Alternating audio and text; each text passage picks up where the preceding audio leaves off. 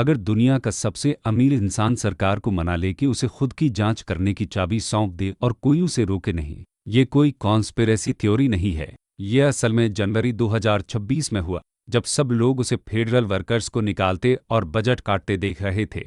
तब पर्दे के पीछे कुछ बहुत ज्यादा कीमती हो रहा था, कुछ ऐसा जो उसे दसियों अरब डॉलर दिला सकता था, कुछ ऐसा जो दिखाता है कि जब कोई ध्यान नहीं दे रहा होता तब सरकार और वॉल स्ट्रीट के रिश्ते असल में कैसे काम करते हैं। जब ट्रंप एडमिनिस्ट्रेशन ने डिपार्टमेंट ऑफ गवर्नमेंट एफिशिएंसी बनाया और एक व्यक्ति को चार्ज दिया, उस व्यक्ति के पास 15.4 अरब डॉलर के मौजूदा सरकारी कॉन्ट्रैक्ट्स वाली कंपनियां थी। उस व्यक्ति पर 11 अलग अलग फेडरल एजेंसियों की जांच चल रही थी। उस व्यक्ति के सिर पर 2.37 अरब डॉलर के संभावित रेगुलेटरी पेनल्टीज लटक रही थी, और अब उस व्यक्ति को ये तय करना था कि किन एजेंसियों को फंडिंग मिले, कौन सी जांचें जारी रहें और कौन से कॉन्ट्रैक्ट रिन्यू हों। कॉन्फ्लिक्ट ऑफ इंटरेस्ट इतना बड़ा है कि ये आपके सुने हर कॉरपोरेट स्कैंडल को पॉकेट चिन जैसा लगने लगता है।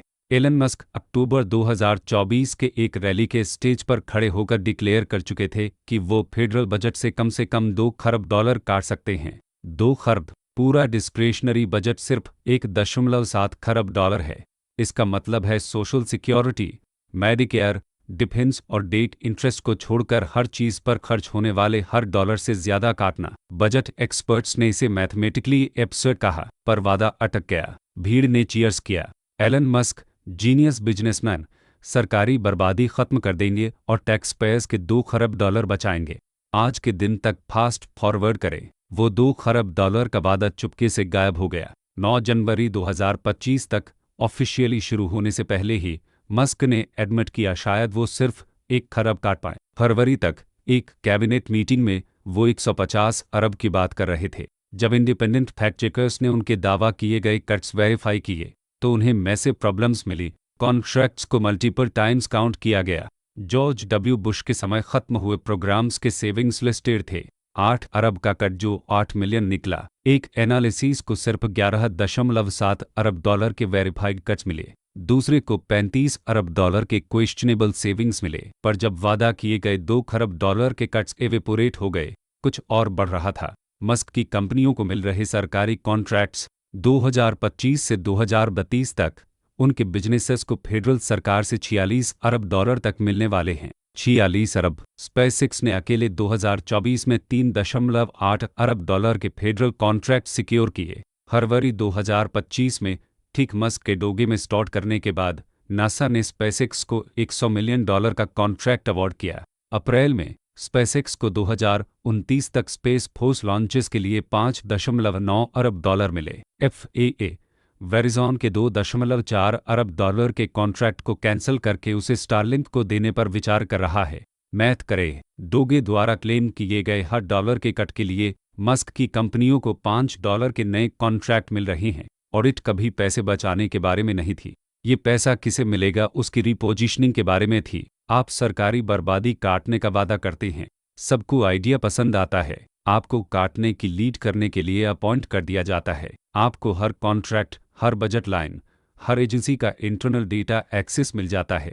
फिर आप सिस्टमैटिकली उन एजेंसियों को डिफंड करते हैं जो आपकी कंपनियों की जांच कर रही हैं, जबकि उन्हीं कंपनियों के लिए और कॉन्ट्रैक्ट सिक्योर करते हैं। और क्योंकि आपने इसे एफिशिएंसी की लैंग्वेज में लपेट दिया, देश का आधा हिस्सा चीयर्स करता है जब आप ये कर रहे होते हैं।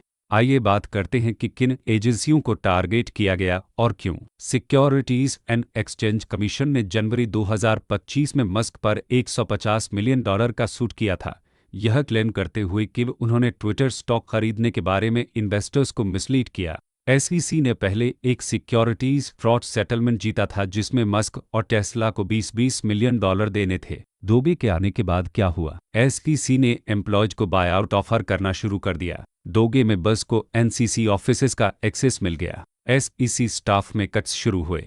मस्क की जांच कर रही एजेंसी कमजोर हुई जब मस्क व्हाइट हाउस में काम कर रहे थे। National highway traffic safety administration ने फुल सेल्फ ड्राइविंग फीचर्स वाली लाखों टेस्ला कारों की जांच शुरू की थी। एजेंसी ने safety concerns, crashes, remote driving खतरों की जांच की। क्या हुआ? डिपार्टमेंट ऑफ ट्रांसपोर्टेशन, जो NHTSA को ओवरसी करता है, ने सेल्फ ड्राइविंग कार कंपनियों के लिए रिपोर्टिंग रिक्वायरमेंट्स को कमजोर कर दिया। मल्टीपल आउटलेट्स ने इसे टेस्ला के लिए बून कहा। टेस्ला के सेफ्टी रिकॉर्ड की जांच कर रही एजेंसी की पावर कम हुई जब मस्क ने एडमिनिस्ट्रेशन को एडवाइस किया। फेडरल एविएशन एडमिनिस्ट्रेशन ने सेफ्टी वायलेशंस के लिए स्पेसएक्स के खिलाफ $6 लाख से ज्यादा के फाइन प्रपोज किए थे। FAA ने एक कैटास्ट्रॉफिक स्पेसएक्स रॉकेट एक्सप्लोजन की जांच की थी जिसने डिब्रीज को कैरिबियन तक भेज दिया था। पिछला FAA एडमिनिस्ट्रेटर स्पेसएक्स रेगुलेशंस पर मस्क से क्लैश कर चुका था। क्या हुआ? उन्होंने ट्रंप एडमिनिस्ट्रेशन की शुरुआत में रिजाइन दे दिया। डोगे ने प्रोबेशनरी एम्प्लॉयज और एयर सेफ्टी रोल्स वालों को फायर किया। FAA ने एयर ट्रैफिक कंट्रोल के लिए स्टारलिंक का यूज करना शुरू कर दिया। FAA ने उस $2.4 अरब के स्टारलिंक कॉन्ट्रैक्ट पर विचार करना शुरू किया। स्पेसएक्स की जांच कर रही एजेंसी की लीडरशिप चेंज हुई और नए कॉन्ट्रैक्ट जांची जा रही कंपनी को मिलने लगे। अगर आपको ये समझने में वैल्यू मिल रही है कि हेडलाइंस के पीछे सिस्टम कैसे ऑपरेट करता है, तो इकॉनमी मीट हिस्ट्री चेक करें, जो इकोनॉमिक पॉलिसी को रियल आउटकम से कनेक्ट करने का एनालिसिस देता है। हम कॉम्प्लेक्स फाइनेंशियल स्टोरीज को ब्रेक डाउन करते हैं ताकि आप देख सकें कि वो मार्केट्स और आपके पैसे को कैसे अफेक्ट करती हैं। नेशनल लेबर रिलेशंस बोर्ड के पास मस्क की कंपनियों के खिलाफ एम्प्लॉयज के अलिज्ड मिसट्रीटमेंट और इलीगल फायरिंग के 24 एक्टिव इन्वेस्टिगेशन चल रहे थे।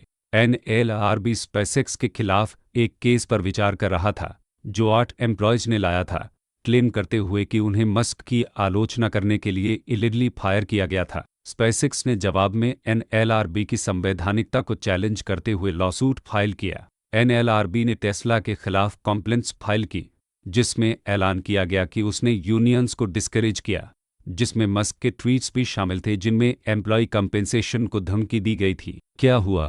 ट्रंप ने NLRB की एक बोर्ड मेंबर को इलीगली फायर कर दिया, हालांकि एक जज ने बाद में उन्हें रिस्टोर कर दिया। जनरल सर्विसेज एडमिनिस्ट्रेशन DOA की तरफ से काम करते हुए NLRB के बफेलो ऑफिस के लीज को कैंसिल करने की कोशिश की, जो मस्क की कंपनियों के खिलाफ लेबर प्रोटेक्शन केसेस में रुकावट डालता। इक्वल एम्प्लॉयमेंट अपॉर्चुनिटी कमीशन ने वर्कप्लेस में अलिज्ड रेशियल अब्यूज के लिए टेस्ला पर सूट किया। ट्रंप ने EEOC कमिश्नर्स को एजेंसी द्वारा टेस्ला की जांच करने के बाद फायर कर दिया। Consumer financial protection bureau Tesla car जैसे प्रोडक्ट्स के बारे में कंज्यूमर कंप्लेंट्स ट्रैक करता है और एक्स की plan move into mobile payments को रेगुलेट करेगा। एक फेडरल जज को ट्रंप, मस्क और डोगे को CFPB स्टाफिंग कम करने, फंडिंग रिमूव करने या डेटा डिलीट करने से रोकने का ऑर्डर जारी करना पड़ा। जज ने खास तौर पर ऑर्डर दिया कि वे CFPB एम्प्लॉयज को कॉज के बिना टर्मिनेट न करें और रिकॉर्ड्स डिस्ट्रॉय न करें। डोगे ने एजेंसी के पेमेंट सिस्टम पर $1 का स्पेंडिंग लिमिट लगा दिया। पैटर्न देख रहे हैं, मस्क की जांच कर रही हर एजेंसी को डिफंड किया गया, डिसरप्ट किया गया या डिफाइन किया गया। उनके बिजनेस एक्टिविटीज को रेगुलेट करने की पावर वाली हर एजेंसी को कट्स का सामना करना पड़ा। ये सब तब हुआ जब मस्क एक स्पेशल गवर्नमेंट एम्प्लॉय के तौर पर ऑपरेट कर रहे थे, जिन्हें confidential federal data, procurement systems और पूरी सरकार में डिसीजन मेकिंग प्रोसेस का एक्सेस था। कॉन्फ्लिक्ट इतने एक्सटेंसिव है कि congressional investigations, inspector general reviews और लॉसूट सभी थ्रेड्स को ट्रेस करने की कोशिश कर रहे हैं। यहाँ वो चीज है जो इसे नॉर्मल पॉलिटिकल करप्शन से अलग बनाती है। आमतौर पर जब बिजनेसेज फेवरेबल ट्रीटमेंट चाहते हैं तो वो लॉबिस्ट हायर करते हैं, कैंपेन कंट्रीब्यूशन देते हैं, ऑफिशियल्स को वाइन एंड डाइन कराते हैं, इंटरमीडियरीज के जरिए काम करते हैं। मस्क ने जो किया वो मिडलमैन को स्किप करना था। उन्होंने ट्रंप और रिपब्लिकन को इलेक्ट कराने के लिए $290 मिलियन खर्च किए, फिर उन्हें बिना किसी प्रेसिडेंट के एक्सेस और अथॉरिटी के साथ सीधे सरकार में अपॉइंट कर दिया गया। उन्होंने सरकार को लॉबी नहीं किया, वो खुद सरकार बन गए। उन्होंने एजेंसियों से अपनी कंपनियों पर आसानी करने को नहीं कहा, उन्हें खुद उन एजेंसियों को शट डाउन करने की पावर मिल गई और वो इसे छुपा नहीं रहे, वो ये पब्लिक में कर रहे हैं। स्पेसएक्स कॉन्ट्रैक्ट्स की घोषणा होती है, रेगुलेटरी कट्स पब्लिशाइज्ड होते हैं, एजेंसी फायरिंग्स हेडलाइंस बनती हैं। कॉन्फ्लिक्ट इतने ऑब्वियस हैं कि सीनेटर्स लेटर्स लिखते हैं, रिप्रेजेंटेटिव बिल्स इंट्रोड्यूस करते हैं, वॉचडॉग ग्रुप्स लॉसूट फाइल करते हैं, पर यह होता रहता है क्योंकि उन्होंने इसे ऐसे नैरेटिव्स में लपेट दिया जिन पर लोग विश्वास करना चाहते हैं। सरकारी बर्बादी, ब्यूरोक्रेटिक ब्लॉट, अनिर्वाचित डीप स्टेट, ये पावरफुल फ्रेम्स लोगों को एजेंसियों को काटने का समर्थन करने के लिए प्रेरित करते हैं, भले ही वो एजेंसियां उनकी रक्षा के लिए मौजूद हों। डिपार्टमेंट ऑफ एजुकेशन में डोगे मेंबर्स फरवरी 2025 की शुरुआत में दाखिल हुए और स्टूडेंट इंफॉर्मेशन वाले इंटरनल डेटाबेस तक पहुंच गए। उन्होंने सेंसिटिव फाइनेंशियल डेटा का एनालिसिस करने के लिए आर्टिफिशियल इंटेलिजेंस का इस्तेमाल किया। ऑपरेशंस के लिए ज़रूरी न हो या कानून द्वारा रिक्वायर न हो, ऐसी किसी भी चीज़ को ढूंढने के लिए उन्होंने $90 करोड़ के कॉन्ट्रैक्ट कट्स की घोषणा की, ज़्यादातर इंस्टीट्यूट ऑफ एजुकेशन साइंसेज के, जो एजुकेशन आउटकम पर रिसर्च करता है। अनाम सूत्रों ने कहा कि डोगे मेंबर्स ने हाई रैंकिंग ऑफिशियल्स को उनके खुद के ऑफिस से बाहर धकेला और कन्वर्सेशन को दबाने के लिए वाइट नॉइज मशीन लगाई। सेक्रेटरी ऑफ एजुकेशन ने कहा कि वो तुरंत डिपार्टमेंट को बंद करना चाहती हैं। यूएसएआईडी में कट्स इनॉर्मस थे। डोगे द्वारा क्लेम की गई कुल सेविंग्स का 57% कैंसिल किए गए यूएसआईडी कॉन्ट्रैक्ट से आया।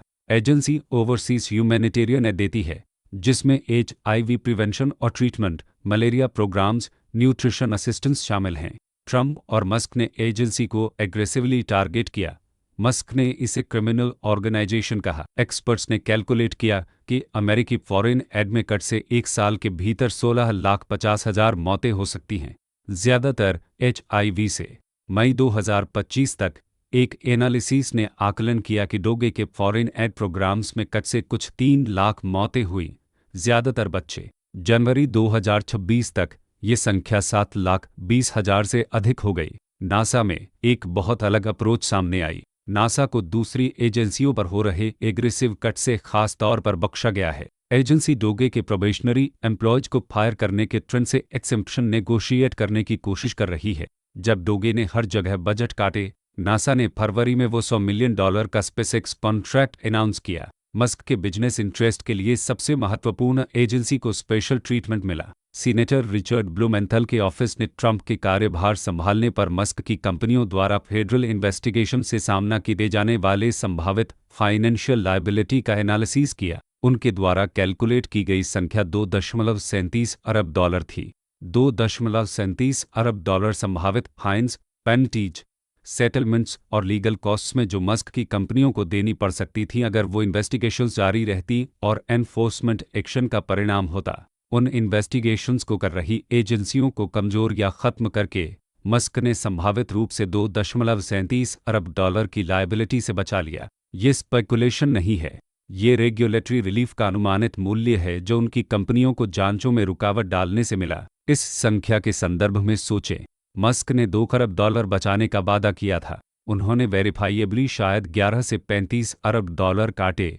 ये निर्भर करता है आप किस एनालिसिस पर भरोसा करते हैं, पर उनकी कंपनियों ने $2.37 अरब की संभावित पेनल्टी से बचा लिया और उन्हें $46 अरब के कॉन्ट्रैक्ट मिलने वाले हैं।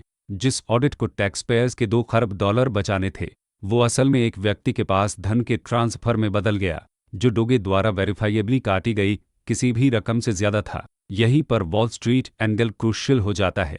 ये सब कुछ मार्केट्स और वैल्यूएशंस को ऐसे तरीके से अफेक्ट करता है जिसे ज़्यादातर लोग ट्रैक नहीं कर रहे। टेस्ला का स्टॉक प्राइस रेगुलेटरी एनवायरनमेंट से भारी प्रभावित है।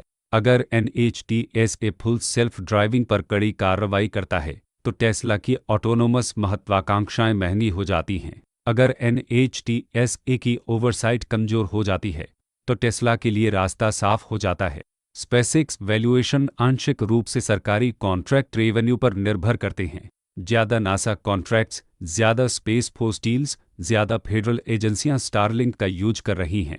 ये सब स्पेसएक्स की वैल्यू बढ़ाता है। मस्क की नेटवर्थ, जो टेस्ला और स्पेसएक्स वैल्यूएशन के साथ फ्लक्चुएट होती है, $10 अरब बढ़ी, आंशिक रूप से मार्केट परसेप्शन की वजह से कि रेगुलेटरी रिस्क कम हो गए और कॉन्ट्रैक्ट अपॉर्चुनिटी बढ़ गई। बार्कलेज के फाइनेंशियल एनालिस्ट ने नोट किया कि डोगे कट्स फेडरल कॉन्ट्रैक्ट एक्सपोजर वाली कंपनियों के लिए अंडरस्टेटेड रिस्क पोज करते हैं, पर मस्क की कंपनियों के लिए विपरीत सच है। उन्हें अंडरस्टेटेड अपॉर्चुनिटी का सामना है। हर एजेंसी जिसे काटा गया या तो मस्क की जांच कर रही थी या उसके बिजनेस से कॉन्ट्रैक्ट्स के लिए कम्पीट कर रही थी। हर एजेंसी जिसे प्रोटेक्ट किया गया उसका उनकी कंपनियों से मेजर डीलिंग्स है। ये रैंडम नहीं है, ये स्ट्रेटेजिक रिसोर्स अलोकेशन है जिसे सरकारी एफिशिएंसी के रूप में प्रच्छन्न किया गया है। यहाँ बताया गया है कि सिर्फ मस्क से परे ये मायने क्यों रखता है। ये एक टेम्पलेट स्थापित करता है। अगर दुनिया का सबसे अमीर इंसान चुनाव पर कुछ $100 मिलियन खर्च कर सकता है, अपनी बिजनेस को रेगुलेट करने वाली एजेंसियों की देखरेख करने के लिए अपॉइंट हो सकता है, फिर उस पोजीशन का इस्तेमाल ओवरसाइट खत्म करने और कॉन्ट्रैक्ट बढ़ाने के लिए कर सकता है। तो ये हर दूसरे अरबपति को क्या मैसेज भेजता है? इन्वेस्टमेंट पर रिटर्न चौंका देने वाला है। $300 मिलियन पॉलिटिक्स पर खर्च करें, बचाई गई पेनल्टी और नए कॉन्ट्रैक्ट्स के बीच $50 अरब का फायदा पाएं। ये गवर्नेंस नहीं है, ये लोकतंत्र नहीं है, ये बेहतर मार्केटिंग वाली ओलिगार्की है।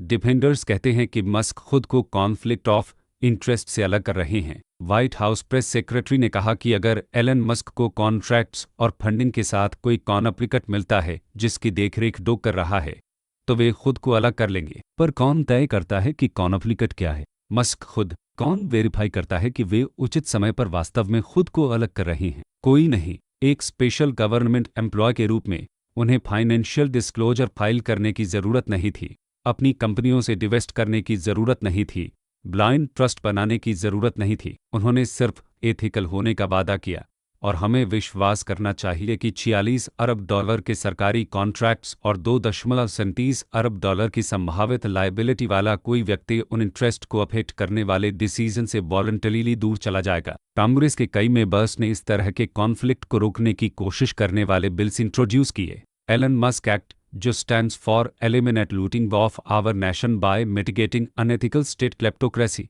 फेडरल एजेंसियों को स्पेशल गवर्नमेंट एम्प्लॉय के साथ कॉन्ट्रैक्ट्स कैंसिल करने पर मजबूर करेगा। सीनेटर जीन शाहीन ने एक बिल इंट्रोड्यूस किया जो स्पेशल गवर्नमेंट एम्प्लॉय के स्वामित्व वाली कंपनियों को सरकारी कॉन्ट्रैक्ट्स देने से रोकता है। सीनेटर एलिजाबेथ वॉरेन ने डीओए की एथिक्स कंप्लायंस, कॉन्फ्लिक्ट स्क्रीनिंग और वायलेशन के लिए मौजूद पेनल्टीज के बारे में जानकारी मांगी। ये सभी प्रयास एक बार्न डोर बंद करने की कोशिश कर रहे हैं जो पहले से ही पूरी तरह खुला हुआ है, क्योंकि यहाँ असहज सच्चाई ये है, मस्क जो कुछ कर रहे हैं वो तकनीकी रूप से कानूनी हो सकता है। स्पेशल गवर्नमेंट एम्प्लॉय के अलग नियम हैं। जो अथॉरिटी वे एक्सरसाइज कर रहे हैं वो ट्रंप के एग्जीक्यूटिव ऑर्डर से आती हैं। जो कॉन्ट्रैक्ट उनकी कंपनियों को मिल रहे हैं वो प्रोक्योरमेंट प्रोसेस से गुजरे हैं। जो जांचें रुक गईं वो इसलिए हुईं क्योंकि एजेंसियों ने फंडिंग खो दी या लीडरशिप चेंज हुई, इसलिए नहीं कि मस्क ने पर्सनली उन्हें रोकने का आदेश दिया। अमेरिकी सरकारी संरचना किसी को वही करने की अनुमति देती है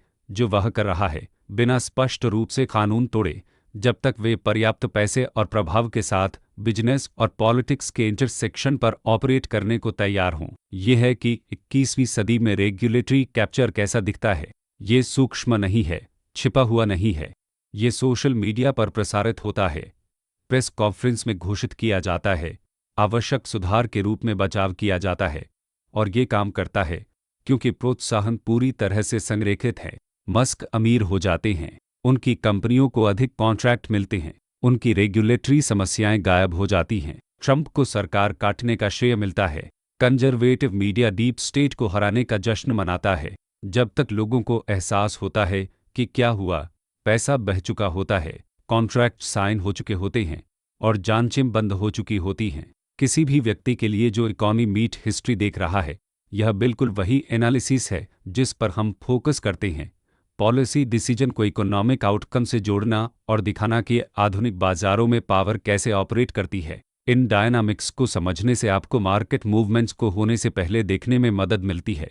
डिफेंस कॉन्ट्रैक्टर्स ध्यान से देख रहे हैं। अगर मस्क अपनी कंपनियों को फायदा पहुंचाने के लिए सरकारी पद का इस्तेमाल कर सकते हैं, तो अन्य डिफेंस कॉन्ट्रैक्टर्स को समान व्यवस्था की मांग करने से क्या रोकता है? एरोस्पेस कंपनियां देख रही हैं कि स्पेसएक्स को प्राथमिकता वाला ट्रीटमेंट मिल रहा है और आश्चर्य कर रही हैं कि वे अभी भी पुराने नियमों से क्यों खेल रही हैं। टेक्नोलॉजी फर्में देख रही हैं कि एक्सएफटीसी स्क्रूटनी से बच रहा है और सवाल कर रही हैं कि उन्हें एंटीट्रस्ट एनफोर्समेंट का सामना क्यों करना पड़ता है। राष्ट्रपति हर उद्योग को प्रभावित करता है जो सरकार को छूता है। फाइनेंशियल मार्केट्स जटिल तरीकों से प्रतिक्रिया दे रहे हैं। बड़े सरकारी कॉन्ट्रैक्ट एक्सपोजर वाली कंपनियों में अनिश्चितता बढ़ गई जब डोगे शुरू हुआ। Lockheed Martin, Booz Allen Hamilton, Science Applications International Corporation जैसी फर्मों के सामने सवाल थे कि क्या उनके कॉन्ट्रैक्ट काटे जाएंगे। लेकिन फिर एक पैटर्न सामने आया। डीओए के मिशन या मस्क के हितों से जुड़ी कंपनियों को संरक्षित लग रहा था। मस्क के बिजनेस से प्रतिस्पर्धा करने वाली या जिन कार्यक्रमों का उन्होंने विरोध किया उन पर काम करने वाली कंपनियों को अधिक जोखिम का सामना करना पड़ा। यह दो स्तरीय बाजार बनाता है जहां राजनीतिक निकटता अनुबंध प्रदर्शन से अधिक मायने रखती है। क्रेडिट मार्केट रिस्क का दाम दोबारा लगा रहे हैं। सरकारी ठेकेदारों के कॉरपोरेट बॉन्ड्स का पुनर्मूल्यांकन किया जा रहा है। यदि किसी कंपनी का प्राथमिक ग्राहक एक फेडरल एजेंसी है जिसे समाप्त किया जा सकता है, तो उनका कर्ज अधिक जोखिम भरा हो जाता है। यदि कोई कंपनी मस्क से प्रतिस्पर्धा करती है और उसे उनके नियामक पर प्रभाव पड़ता है, तो उनके बिजनेस मॉडल को नए खतरों का सामना करना पड़ता है। बार्कलेज के विश्लेषकों ने डोगे को कॉरपोरेट क्रेडिट मार्केट में एक अंडरस्टेटेड जोखिम कहा। उन्होंने जो पर्याप्त जोर नहीं दिया वह यह है कि जोखिम कितना असम्मत है। कुछ कंपनियों को अस्तित्व का खतरा है, दूसरों को अस्तित्व का अवसर। राजनीतिक कनेक्शन यह निर्धारित करता है कि आप किस श्रेणी में हैं। शैक्षिक सामग्री केवल वित्तीय सलाह नहीं, ये विश्लेषण आपकी आर्थिक और राजनीतिक गतिशीलता की समझ को सूचित करने के लिए हैं, निवेश मार्गदर्शन प्रदान करने के लिए नहीं। वॉल स्ट्रीट का रहस्य जो मस्क की ऑडिट ने उजागर किया वह यह है, खेल हमेशा धांधली करने वाला था, लेकिन आमतौर पर धांधली सूक्ष्म थी। चुपके से रेगुलेटरी बोर्ड्स को इंडस्ट्री इनसाइडर्स से भरना, प्रशासनिक प्रक्रियाओं के माध्यम से धीरे धीरे नियमों को समायोजित करना, टैक्स कोड कॉम्प्लेक्सिटी के माध्यम से सब्सिडी का सतर्कता से फनल करना। मस्क ने जो किया वह इसे जोरदार और तेज और स्पष्ट बना दिया। उन्होंने दिखाया कि अगर आपके पास पर्याप्त पैसा और बेशर्मी है, तो आपको भ्रष्टाचार छुपाने की जरूरत नहीं है। आप इसे सार्वजनिक रूप से कर सकते हैं। इसे दक्षता कहें और देश का आधा हिस्सा जयकार करेगा। लेकिन यहाँ वह है जो आपको चिंतित करना चाहिए। ये तो सिर्फ शुरुआत है। मस्क का स्पेशल गवर्नमेंट एम्प्लॉय के रूप में कार्यकाल साल में 130 दिनों तक सीमित है। इसका मतलब है कि वे चक्रीय रूप से अंदर बाहर होते रहते हैं। अपने समय के दौरान वे एजेंसियों को फिर से आकार देते हैं, अनुबंधों को पुनर्निर्देशित करते हैं, निगरानी हटाते हैं। अपने टाइम आउट के दौरान उन परिवर्तनों के बने रहते हैं। एजेंसियां कमजोर रहती हैं, अनुबंध सम्मानित रहते हैं, जांचें बंद रहती हैं। फिर वह एक और 130 दिनों के लिए वापस आते हैं और अधिक परिवर्तन करते हैं। यह एक बार का हस्तक्षेप नहीं है, यह पुनरावृत्त निष्कर्षण है जो वर्षों तक जारी रह सकता है। अन्य अरबपति देख रहे हैं। यदि मस्क यह अंतरिक्ष और कारों और सोशल मीडिया के साथ कर सकते हैं, तो अन्य लोग अपने उद्योगों के साथ ऐसा क्यों नहीं कर सकते? फार्मास्यूटिकल अरबपति जो FDA अनुमोदन को सुव्यवस्थित चाहता है। वित्तीय सेवा अरबपति जो SEC प्रवर्तन कम चाहता है। तकनीक अरबपति जो एंटी ट्रस्ट मामले गिरा देना चाहता है। उन सभी को एक प्लेबुक मिल गया। राजनीति पर भारी खर्च करे, सरकारी दक्षता भूमिकाओं की मांग करें, उस स्थिति का उपयोग अपनी कंपनियों को लाभ पहुंचाने के लिए करें, धोएं और दोहराएं। व्यापक आर्थिक प्रभाव बहुत बड़े हैं। यदि सरकारी निर्णय लेने मुख्य रूप से सार्वजनिक हित के बजाय राजनीतिक दानदाताओं को लाभ पहुंचाने के बारे में हो जाते हैं, तो पूंजी आवंटन विकृत हो जाता है। संसाधन राजनीतिक रूप से जुड़ी फर्मों के बजाय सबसे उत्पादक फर्मों की ओर बहते हैं। नवाचार धीमा हो जाता है क्योंकि स्टार्टअप स्थापित खिलाड़ियों से प्रतिस्पर्धा नहीं कर सकते जो नियामक तंत्र को नियंत्रित करते हैं। प्रतिस्पर्धा कम हो जाती है क्योंकि नए प्रवेशकों को ऐसी बाधाओं का सामना करना पड़ता है जो मौजूदा खिलाड़ियों को नहीं होती। आर्थिक विकास प्रभावित होता है क्योंकि दक्षता का स्थान निष्कर्षण ले लेता है। हम एक नए आर्थिक व्यवस्था के निर्माण को देख रहे हैं जहां उत्पाद की गुणवत्ता से अधिक राजनीतिक शक्ति की निकटता मायने रखती है, जहां योग्यता की परवाह किए बिना राष्ट्रपति के दोस्तों को सरकारी अनुबंध मिलते हैं, जहां नियामक प्रवर्तन राजनीतिक संरेखण पर निर्भर करता है। इसका एक नाम है, इसे क्रोनी कैपिटलिज्म कहा जाता है, या अगर आप एक कठोर शब्द चाहते हैं तो इसे ओलिगार्की कहा जाता है। और जो लोग इसे कर रहे हैं उनके लिए यह बहुत लाभदायक है। यही कारण है कि इसे रोकना बहुत कठिन है। मानवीय लागत अक्सर संख्याओं में खो जाती है। 7,20,000 लोगों की विदेशी सहायता कार्यक्रमों में कटौती से अनुमानित मृत्यु हो गई। लाखों संभावित रूप से मेडिकेड कवरेज खो रहे हैं। फेडरल कर्मचारियों को निकाल दिया गया और समुदायों को तबाह कर दिया गया। छोटे व्यवसाय वे अनुबंध खो रहे हैं जिन पर उन्हें निर्भर थे। एजेंसियों से सुरक्षा निरीक्षकों को हटाया गया जो यात्रियों की रक्षा कर रहे थे। शोधकर्ताओं को डिफंड किया गया जो महत्वपूर्ण समस्याओं का अध्ययन कर रहे थे। ये अमूर्त नहीं हैं, ये वास्तविक लोग हैं जिनका जीवन बदतर हो गया ताकि दुनिया के सबसे अमीर व्यक्ति और अमीर हो सके। जब लोग किसी को सरकार को खुलेआम लूटते हुए देखते हैं और उसके लिए उसका जश्न मनाते हैं, तो यह निंदकता पैदा करता है। नियमों से खेलना क्यों अगर सबसे सफल व्यक्ति उनकी उपेक्षा करता है? संस्थानों पर भरोसा क्यों करें अगर वे स्पष्ट रूप से कब्जा कर लिए गए हैं? लोकतंत्र में भाग क्यों लें अगर यह स्पष्ट रूप से खरीदा गया है? इस तरह के स्पष्ट भ्रष्टाचार से सामाजिक विश्वास और नागरिक भागीदारी को नुकसान प्रत्यक्ष आर्थिक लागतों से अधिक है। इसको देख रही युवा पीढ़ियां सीख रही है कि सफलता नवाचार और कड़ी मेहनत के बजाय राजनीतिक संबंधों और बेशर्मी से आती है। वे सीख रहे हैं कि नियम जनता की नहीं बल्कि शक्तिशाली लोगों की रक्षा के लिए मौजूद हैं। वे सीख रहे हैं कि सरकार नागरिकों की नहीं बल्कि अरबपतियों की सेवा करती है। ये सबक आकार देंगे कि वे दशकों तक समाज, व्यवसाय और राजनीति के साथ कैसे जुड़ेंगे। इस क्षण को विशेष रूप से खतरनाक बनाने वाली बात यह है कि मानदंड कितनी तेजी से टूट रहे हैं। 10 साल पहले एक कैबिनेट सदस्य खुले तौर पर अपने पद से लाभ कमाते हुए तत्काल घोटाले और संभवतः इस्तीफे को ट्रिगर कर देता। 5 साल पहले सरकार में सेवा करते हुए कई कंपनियों को चलाने वाले व्यक्ति का विचार बेतुका लगता। आज पृथ्वी का सबसे अमीर व्यक्ति एक साथ 6 कंपनियों को चलाता है, सरकार में सेवा करता है, सरकारी अनुबंधों में अरबों डॉलर बनाए रखता है और कोई सार्थक जवाबदेही का सामना नहीं करता। स्वीकार्य भ्रष्टाचार की खिड़की इतनी तेजी से विस्तारित हुई है कि एक बार करियर समाप्त करने वाला व्यवहार अब मुश्किल से समाचार योग्य के रूप में दर्ज होता है। यह कैसके प्रभाव है जहां वास्तविक प्रणालीगत खतरा निहित है।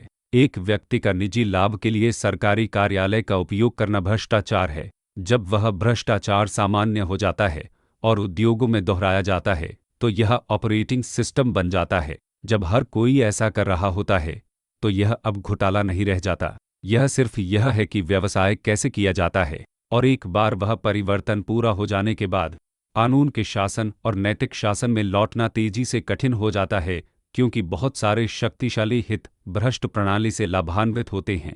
ऐतिहासिक समानताएं शिक्षाप्रद हैं। गिल्डेड एज ने राजनीतिक और आर्थिक शक्ति के समान विल्ले को देखा। रॉबर्ट बैरन ने एकाधिकार बनाने और धन निकालने के लिए सरकार का इस्तेमाल किया। आखिरकार प्रगतिशील युग के सुधारों ने एंटी ट्रस्ट प्रवर्तन, नियामक एजेंसियों और राजनीतिक जुटान के माध्यम से उनकी शक्ति को तोड़ दिया। लेकिन इसमें दशकों लगे और बड़े पैमाने पर सामाजिक आंदोलनों की आवश्यकता पड़ी। सोवियत संघ के बाद के रूस ने निजीकरण से ऐसे अरबपतियों को देखा जिनके पास राजनीतिक शक्ति और व्यापार साम्राज्य दोनों थे। उन्होंने अपनी संपत्ति बढ़ाने के लिए सरकारी पद का उपयोग किया और राजनीतिक स्थिति बनाए रखने के लिए अपनी संपत्ति का उपयोग किया। उनकी शक्ति को तोड़ने के लिए या तो सत्तावादी कार्रवाई या लोकतांत्रिक क्रांति की आवश्यकता थी, जिनमें से कोई भी अच्छी तरह से समाप्त नहीं हुई। अमेरिकी मामले के बारे में जो अलग है वह है औचित्य की परिष्कृति। इसे ओलिगार्की के रूप में वर्णित नहीं किया गया है। यह दक्षता है, यह भ्रष्टाचार नहीं है, यह नौकरशाही में व्यवधान है, यह आत्मसेवा नहीं है, यह सरकार में व्यापार विशेषज्ञता ला रहा है। भाषा वास्तविकता को इस तरह से स्पष्ट करती है कि प्रतिरोध कठिन हो जाता है, क्योंकि आप किसी ऐसी चीज के खिलाफ तर्क दे रहे होते हैं जो उन लोगों को उचित लगती है जो बारीकी से ध्यान नहीं दे रहे हैं। असहज सत्य यह है कि यह कहानी खत्म नहीं हुई है, यह मुश्किल से शुरू हुई है। डोगे के माध्यम से स्थापित तंत्र मस्क की भागीदारी समाप्त होने के बाद भी बने रहेंगे। सेट किए गए मिसालों का हवाला दूसरों द्वारा समान व्यवस्था की तलाश में दिया जाएगा। टूटे हुए मानदंडों को जवाबदेही की मांग करने वाले एक सूचित जनता के लगातार दबाव के बिना बहाल नहीं किया जाएगा। क्या वह दबाव मूर्त रूप लेगा यह अनिश्चित है। निश्चित यह है कि वॉल स्ट्रीट का रहस्य उजागर हो गया। खेल किसी के भी देखने के इच्छुक के लिए दिखाई दे रहा है। 2 खरब डॉलर की ऑडिट कभी 2 खरब के बारे में नहीं थी। यह स्थापित करने के बारे में था कि सबसे अमीर बिना बाधाओं के काम कर सकते हैं, कि सरकार उनके हितों की सेवा के लिए मौजूद है और कि जनता अपने शोषण की तभी सराहना करेगी जब प्रचार पर्याप्त प्रभावी हो। आइए विशिष्ट वित्तीय यांत्रिकी में गहराई से उतरें जो इसे इतना लाभदायक बनाते हैं। जब डीओजे ने टेस्ला की पूर्ण स्वचालित ड्राइविंग तकनीक पर एनएचटीएसए की निगरानी को कमजोर किया तो इसने एक नियामक बाधा हटा दी जो टेस्ला को संभावित देयता और विकास देरी में लाखों डॉलर की लागत दे रही थी। हर दुर्घटना की जांच जो छोड़ दी जाती है, हर सुरक्षा मानक जो शिथिल हो जाता है, हर रिपोर्टिंग आवश्यकता जो गायब हो जाती है, सीधे टेस्ला की निचली रेखा में अनुवादित होती है।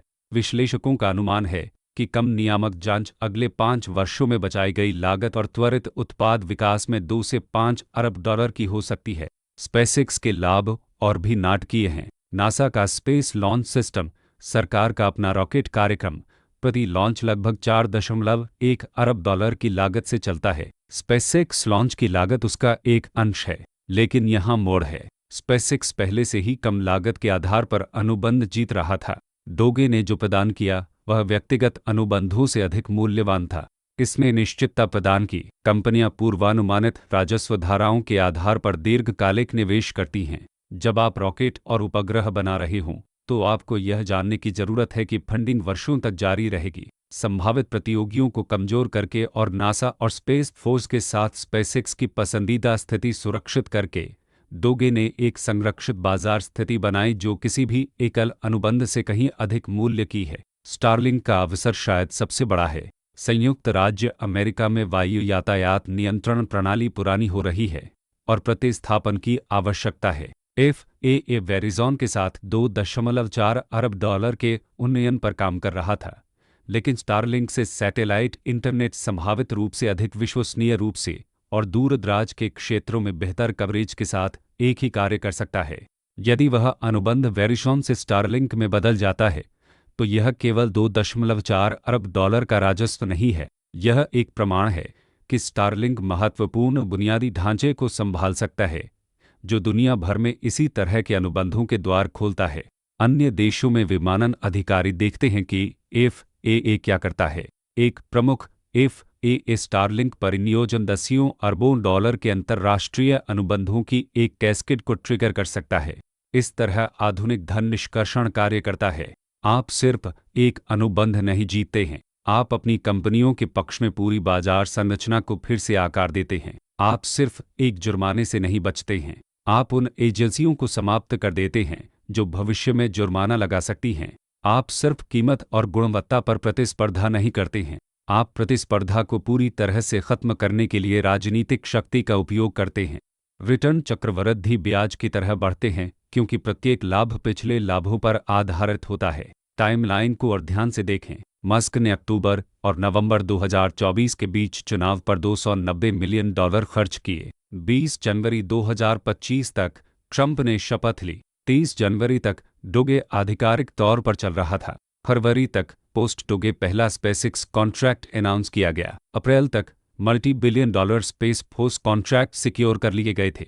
मई तक FAA स्टारलिंक कॉन्ट्रैक्ट पर चर्चाएं सार्वजनिक हो गईं। यह निवेश से वापसी तक 5 महीने की अवधि है। किस अन्य परिदृश्य में आप $300 मिलियन खर्च कर सकते हैं और 5 महीने में $10 अरब से अधिक के सत्यापन योग्य वचनबद्धताएं प्राप्त कर सकते हैं? निवेश पर वार्षिक रिटर्न खगोलीय है और यह सिर्फ उनकी मौजूदा कंपनियों के बारे में नहीं है। मस्क ने एक्स को बैंकों और भुगतान प्रोसेसरों के साथ प्रतिस्पर्धा करते हुए वित्तीय सेवाओं में विस्तार करने की योजनाओं की घोषणा की है। कंज्यूमर फाइनेंशियल प्रोटेक्शन ब्यूरो आमतौर पर इस विस्तार को आक्रामक रूप से नियंत्रित करेगा। उन्हें विशेष रूप से 2008 के संकट का कारण बने वित्तीय शिकार को रोकने के लिए बनाया गया था। लेकिन डोगे ने CFPB को इतनी अच्छी तरह से नीचा दिखाया कि पूरी तरह से बंद होने से रोकने के लिए फेडरल जजों को हस्तक्षेप करना पड़ा। जब एक्स भुगतान सुविधाएं लॉन्च करेगा तो यह किसी भी अन्य नई वित्तीय सेवा कंपनी के सामने आने वाले नियामक पर्यवेक्षण की तुलना में नाटकीय रूप से कम के साथ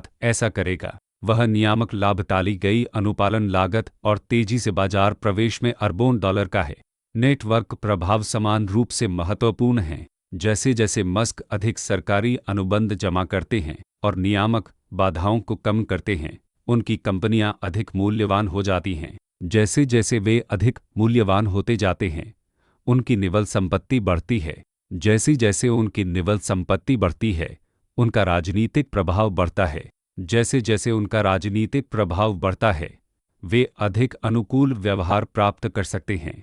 यह एक आत्मसुदृढ़ीकरण चक्र है जो एक बार शुरू होने के बाद तोड़ना अविश्वसनीय रूप से कठिन है। निवेशकों के लिए जो समझने की कोशिश कर रहे हैं कि बाजारों के लिए इसका क्या मतलब है, इसके निहितार्थ गहन हैं।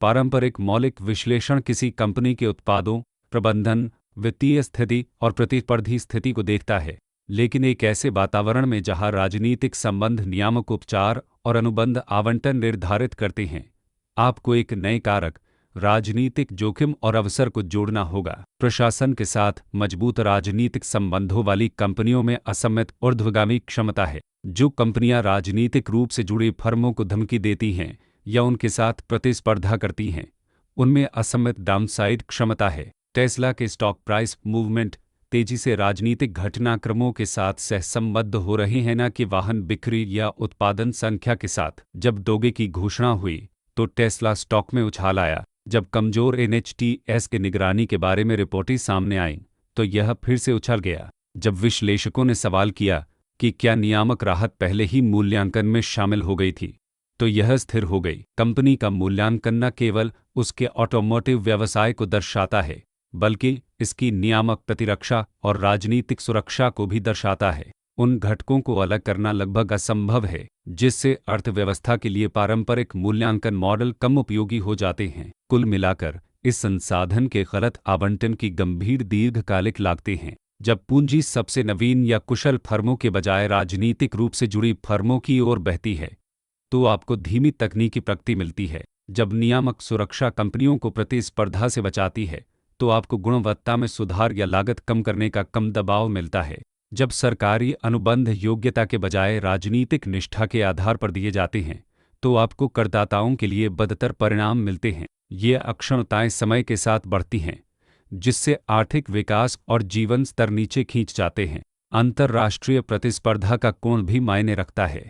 अमेरिका के तकनीकी क्षेत्र ने वैश्विक स्तर पर हावी रहा है, आंशिक रूप से मजबूत कानून के शासन और अपेक्षाकृत निष्पक्ष प्रतिस्पर्धा के कारण। जब अन्य देशों की कंपनियां अमेरिकी बाजारों को देखती हैं तो वे देखती हैं कि सफलता के लिए केवल अच्छे उत्पादों की नहीं, बल्कि सही लोगों से राजनीतिक संबंधों की भी आवश्यकता होती है। यह अमेरिका को विदेशी निवेश और नवाचार के लिए एक कम आकर्षक गंतव्य बनाता है। यह उन अमेरिकी कंपनियों को कम प्रतिस्पर्धी बनाता है जो मुख्य रूप से राजनीतिक पक्षपात के माध्यम से सफल होती हैं।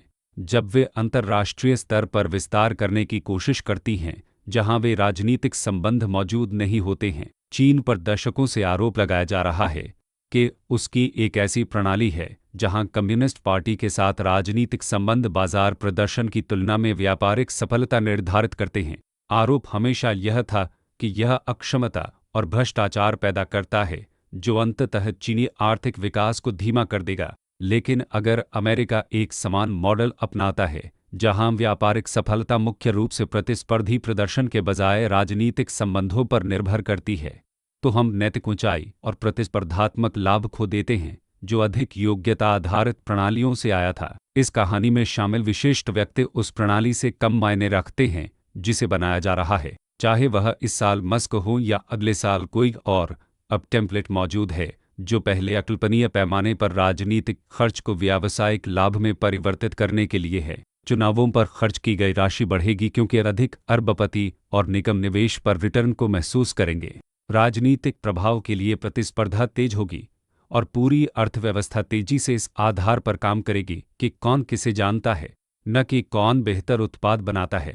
कुछ रक्षकों का तर्क है कि राजनीति हमेशा से इसी तरह काम करती आई है। अभियान योगदान ने प्रभाव खरीदा, लॉबी किन ने नियमों को आकार दिया। सरकार और उद्योग के बीच रिवॉल्विंग दरवाजा अच्छी तरह से स्थापित था। अब जो अलग है वह केवल पारदर्शिता और पैमाना है, लेकिन वह तर्क महत्वपूर्ण अंतरों को छूट जाता है। पिछला भ्रष्टाचार वृद्धिशील और सीमित था।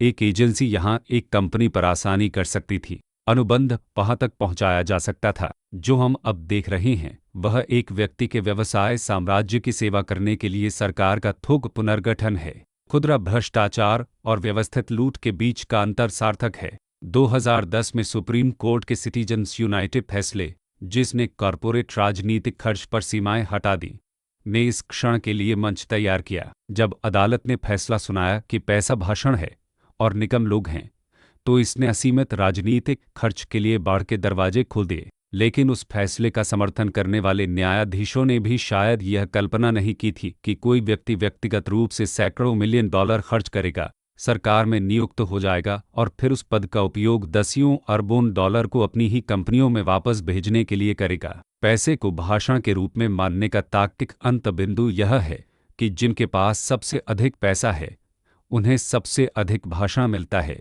और अंततः वे सभी नियमों को फिर से लिखते हैं। क्या किया जा सकता है? विधायी सुधार मदद करेंगे, लेकिन राजनीतिक इच्छा शक्ति की आवश्यकता है जो अनुपस्थित लगती है। सरकारी अधिकारियों के लिए अनिवार्य विनिवेश, सख्त रिवॉल्विंग दरवाजे प्रतिबंध, सरकारी कर्मचारियों के लिए सरकारी अनुबंधों वाली कंपनियों के स्वामित्व पर प्रतिबंध, ये सभी स्पष्ट खामियों को बंद कर देंगे। लेकिन इनके लिए कांग्रेस को अपने धनी दानदाताओं के हितों के खिलाफ कार्य करने की आवश्यकता है, जो इतिहास से पता चलता है कि यह संभावना नहीं है। न्यायिक हस्तक्षेप की सीमित सफलता रही है। फेडरल जजों ने कुछ डोगे कार्यों को अवरुद्ध कर दिया। अदालतों ने कुछ मामलों में निकाले गए अधिकारियों को बहाल किया। डोगे की संवैधानिक अधिकार को चुनौती देने वाले मुकदमे आगे बढ़ रहे हैं, लेकिन अदालतें केवल मौजूदा कानून के विशिष्ट उल्लंघनों का जवाब दे सकती हैं। वे एक ऐसी प्रणाली को पुनर्गठित नहीं कर सकते जो कानूनी रूप से इस निष्कर्षण को सक्षम करने के लिए डिजाइन की गई है। सार्वजनिक जागरूकता और दबाव एक और रास्ता प्रदान करता है। यदि पर्याप्त लोग समझते हैं कि क्या हो रहा है और परिवर्तन की मांग करते हैं, तो राजनीतिक प्रतिक्रिया दे सकते हैं। लेकिन इसके लिए परिष्कृत प्रचार को काटने की आवश्यकता है, जो लूट को दक्षता, भ्रष्टाचार को सुधार, बिचौलियों को नाकाशाही में व्यवधान डालने वाले नायकों के रूप में चित्रित करता है। जब आप सोशल मीडिया प्लेटफॉर्म को नियंत्रित करते हैं और मैसेजिंग पर खर्च करने के लिए अरबों डॉलर होते हैं, तो सार्वजनिक धारणा को आकार देना आसान हो जाता है। बाजार तंत्र सैद्धांतिक रूप से अनुशासन लगा सकते हैं। यदि निवेशक पहचानते हैं कि राजनीतिक पक्षपात पर निर्भर कंपनियां दीर्घकालिक जोखिम का सामना करती हैं, तो पूंजी अलग तरह से बह सकती है। लेकिन अल्पावधि में मस्क की निवल संपत्ति ज्यादातर बढ़ी है, जिससे व्यवहार को पुरस्कृत किया गया है और अनुकरण को प्रोत्साहित किया गया है। ऐतिहासिक पैटर्न के आधार पर सबसे संभावित परिणाम यह है कि यह तब तक जारी रहेगा जब तक कि यह कुछ महत्वपूर्ण नहीं तोड़ देता। शायद मस्क कंपनी में एक भयावह विफलता जो कम नियंत्रित थी। शायद एक आर्थिक संकट जब बहुत अधिक पूंजी राजनीतिक रूप से पसंदीदा लेकिन अक्षम फर्मों में बह गई है। शायद एक राजनीतिक बैकलैश जब पर्याप्त लोग अपनी व्यक्तिगत कठिनाई को अरबपति संवर्धन से जोड़ते हैं। इस तरह की प्रणालियां तब तक बनी रहती हैं जब तक वे नहीं कर सकती। उन लोगों के लिए जो एक कौमी मीट हिस्ट्री का अनुसरण कर रहे हैं, बाजारों और नीति परिवर्तनों को नेविगेट करने के लिए इन संरचनात्मक गतिशीलता को समझना महत्वपूर्ण है। राजनीतिक शक्ति और आर्थिक परिणामों के बीच संबंध ज्यादातर लोगों द्वारा एहसास किए जाने से अधिक प्रत्यक्ष हैं, और वे हर दिन अधिक प्रत्यक्ष होते जा रहे हैं। आप व्यक्तिगत रूप से क्या कर सकते हैं, यह आपकी स्थिति पर निर्भर करता है। यदि आप एक निवेशक हैं, तो पहचानें कि अमेरिकी बाजारों में अब राजनीतिक जोखिम कई पारंपरिक वित्तीय मैट्रिक्स से अधिक मायने रखता है। मजबूत राजनीतिक संबंधों वाली कंपनियों के पास ऐसे फायदे हैं जो मौलिक विश्लेषण याद कर सकते हैं। जो कंपनियां शक्तिशाली दुश्मन बनाती हैं, उन्हें जोखिम का सामना करना पड़ता है, बैलेंस शीट कैप्चर नहीं करती हैं। यदि आप एक व्यवसाय के मालिक हैं, तो समझें कि सरकार को छूने वाले उद्योगों में प्रतिस्पर्धा करने के लिए अब व्यावसायिक रणनीति के साथ साथ राजनीतिक रणनीति की भी आवश्यकता है। यदि आप एक नागरिक हैं, तो पहचानें कि आपका वोट और आवाज़ मुख्य रूप से इस तरह के भ्रष्टाचार को पर्याप्त महंगा बनाने में मायने रखती है कि यह अब लाभदायक नहीं रह गया है। मस्क के $2 खरब की ऑडिट की कहानी, जिसने वॉल स्ट्रीट के सबसे बड़े रहस्य को उजागर किया, वह वास्तव में सत्ता के बारे में है। बजट काटने या कर्मचारियों को निकालने या अनुबंध रद्द करने की शक्ति नहीं, अपने स्वयं के लाभ के लिए नियमों को फिर से लिखने की शक्ति, जबकि लोगों को यह समझाना कि आप उनकी सेवा कर रहे हैं। सार्वजनिक कोष को लूटने की शक्ति, जबकि एक सुधारक के रूप में मनाया जा रहा है। अपने लिए जवाबदेही को खत्म करने की शक्ति, जबकि हर किसी से इसकी मांग करना। यही रहस्य उजागर हुआ, यह कि जब आपके पास आधुनिक अमेरिका में पर्याप्त पैसा है, तो आप सरकार को खरीद सकते हैं, और न केवल कोई आपको रुकेगा, वे आपको इसके लिए धन्यवाद देंगे। सवाल यह नहीं है कि क्या यह जारी रहेगा, इसे अपने आप रोकने के लिए प्रोत्साहन बहुत अधिक संरेखित हैं और बाधाएं बहुत कमजोर हैं। सवाल यह है कि क्या पर्याप्त लोग पहचानते हैं कि क्या हो रहा है, और जब तक कुछ बचाने के लिए बचा है, तब तक परिवर्तन की मांग करते हैं। यहाँ वास्तव में क्या हुआ, यह समझना, न कि इसने क्या हासिल करने का दावा किया है, कुछ बेहतर की मांग करने की दिशा में पहला कदम है। सवाल यह है कि क्या पर्याप्त लोग सिस्टम पूरी तरह टूटने से पहले उस कदम को उठाएंगे। प्लीज़ लाइक, सब्सक्राइब, शेयर करें और एक कमेंट छोड़ें। अगर आपको वीडियो पसंद आए, तो यहाँ दिए गए किसी भी QR कोड से मुझे एक कॉफ़ी खरीदने पर विचार करें।